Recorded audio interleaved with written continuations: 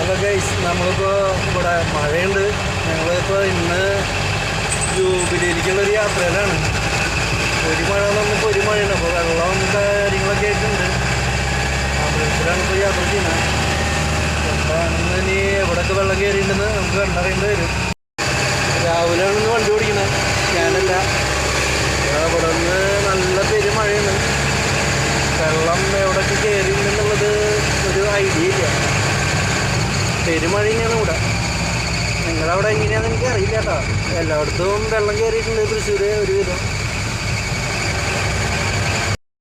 നമ്മുടെ കമ്പനി വണ്ടി പാസ് ചെയ്യുന്നുണ്ട്. നമ്മളിങ്ങനെ പോയിട്ടിരിക്കണം. നമ്മളിപ്പോൾ ഇവിടെ കുഴക്കാപ്പാടത്ത് എത്താറായി. വണ്ടികൾ മൊത്തത്തിൽ കുറവ് തന്നെയാണ്.